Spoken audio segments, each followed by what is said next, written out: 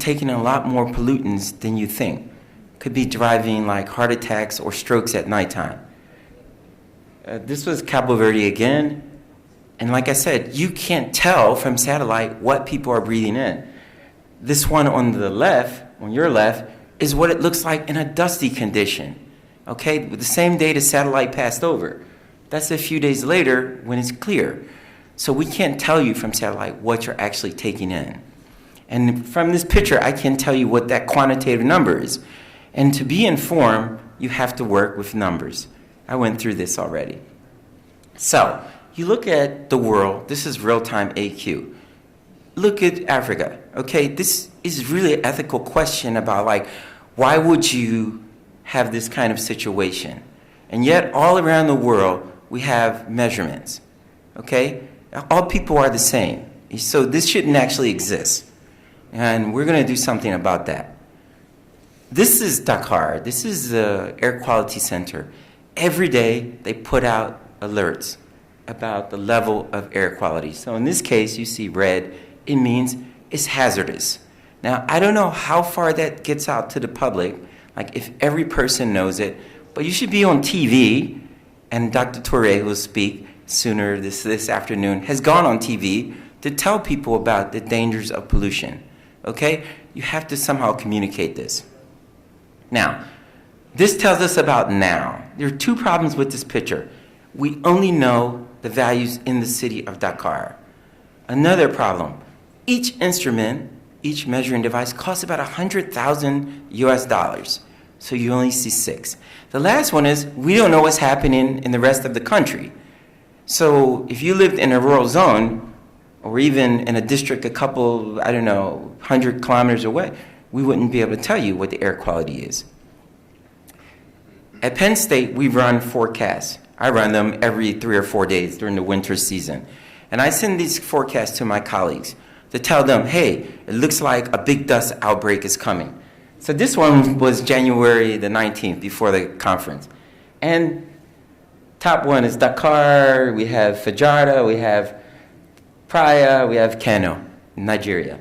And if you look at Fajardo, for example, you see that there'll be increasing dust over the next few days. And in fact, there's a possibility sometime tomorrow and the next day that dust amounts will be very high, probably approaching hazardous levels. But we don't know how to tell people about that because we need to have measurements. I'm going to skip this due to time, but I just want to tell you that we have some massive dust storms in West Africa coming from the desert. Some of these are driven by meteorology. The question is, how do we inform for like a whole country? And what we've been doing is running models trying to say at the district level, what is the level of air quality? This is just an example from last year. When we do this, and we run models for like 10-day forecasts, and we say what happened, we can say in Senegal, so we didn't just look at Dakar, this is all based on a model, that for 3 or more days, 100% of the population was exposed to unhealthy air. We don't have measurements, though, to evaluate that. But based on our forecast, that's what we think. And 100% of children under 5 were exposed to unhealthy air quality conditions. All right, so why does this matter? We need real time. I said real time, like right now, particularly matter information in all of West Africa, really all of the continent. And there are reasons. Hospitals and clinics and doctors need to know. Researchers need to go back and look at these case studies from different perspectives. Policy has to be developed. The public has to know. It's not really complicated. So we're building this low-cost sensor network, and we're doing it in Senegal, Cabo Verde, Ivory Coast, Angola. Our sensors down in Burkina, Mali. So we have to do it. It's not really a question of why we're doing it or when we'll get funding to do it. We just have to do it. That's what someone won a bag yesterday. It had the Nike slash on it. Just do it. So these sensors, low cost, typically between $200 and $750. Okay? This one on your left is the clarity. The one on the right, these are some high school students and some of my students who are helping me. We're validating these instruments against the EPA's website. That's another low-cost one. If I told you in June, this was the number of stations we had with Purple Air, Ghana has been really the big player in low-cost sensors. But on this period, in June, they weren't really making the data public. January, I spent most of June putting these sensors out in Senegal, Cabo Verde. We have networks that are giving us real time. And up there at the top or here, you can access it whenever you want. And it's public, because there's no way this is health. So this is not data just for research. It's for you to know what your condition is. Not going to be private or closed off. That's my policy. It's where I'm as a researcher. Okay, let me just quickly tell you about what's happening. So normally when we have big dust outbreaks, it's because we have this Azores high, which is normally out over the ocean. It moves into North Africa. It sees all of these dust sources. The winds are strong. The dust is sandblasted, and it moves downstream. All right?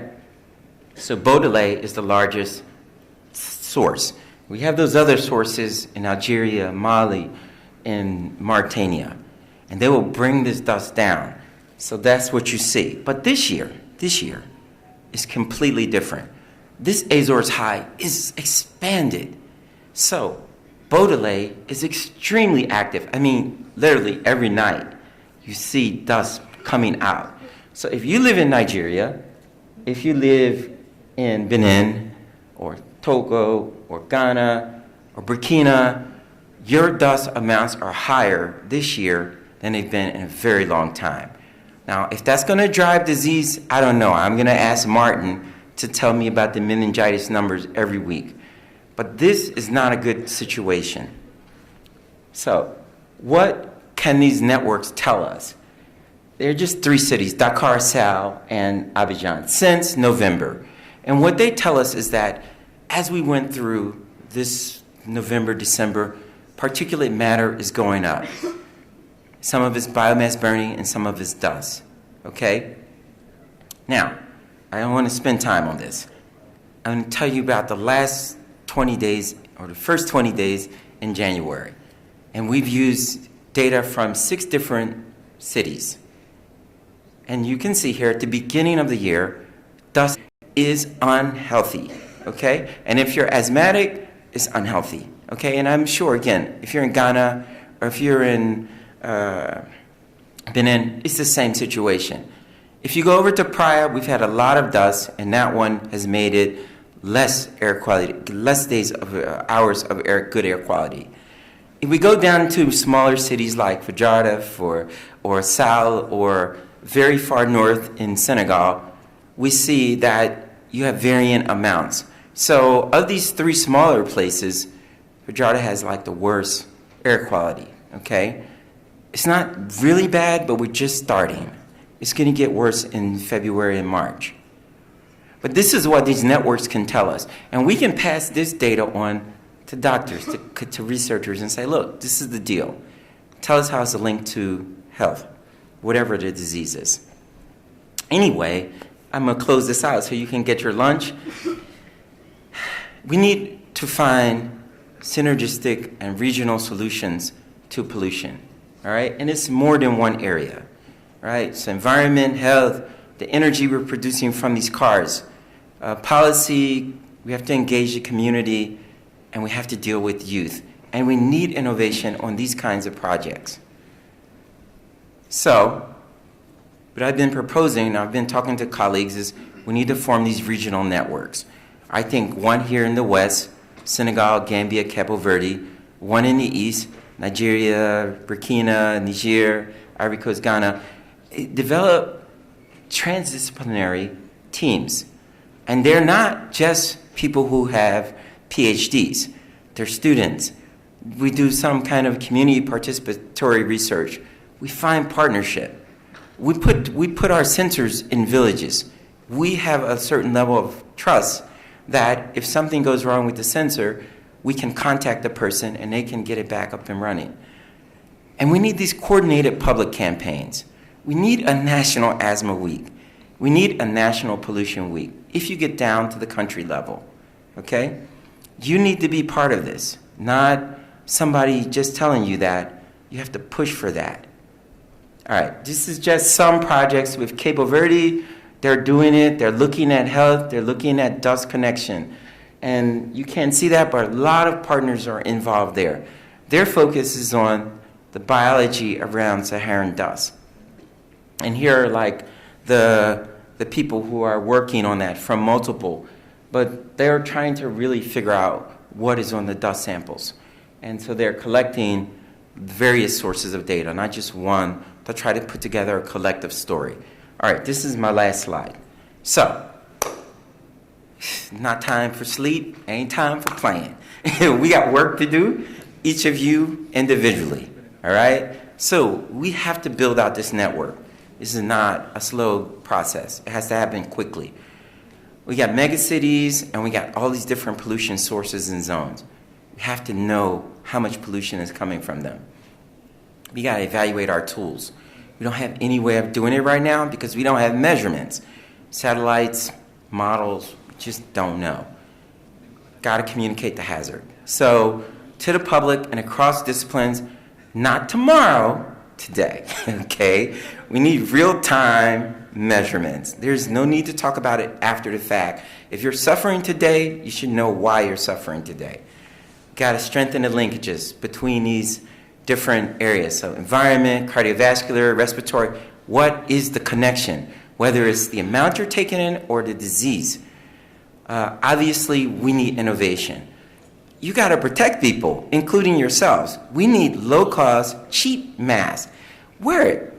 Well, I'm not saying that it's a pretty thing. It's not cute to wear a mask, but you're not trying to say, I'm trying to be cute with this mask. I don't want to be sick. I don't want to go to the hospital. I don't want my kids to go to the hospital, or my uncle or my sister.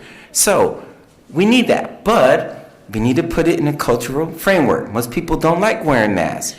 So you got to figure out with local artists what they need to put on those masks to get people to say, okay, I'll wear this. And we need mobile apps. And we need, again, low-cost instruments. We got to have policy. So energy, air quality, natural hazards, all that needs to come together in policy. And finally, it's up to you. We got to develop a network. And I'm not talking about just writing papers. If something's happening, if you can describe that over social media, then do it. And we have to remain connected through social media. Even though it's harder for us old folks, we need to be connected to you, not only as mentors, but also we need to be like, this is what's happening right now. And we need to hear your thoughts about that. So I'm done, and I hope you have a great lunch.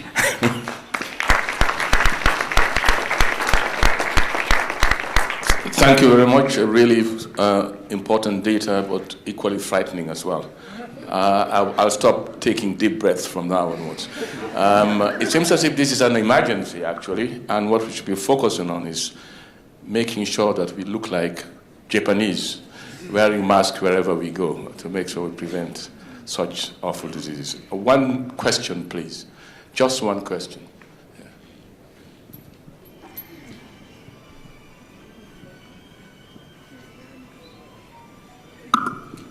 Thank you very much, the presenter.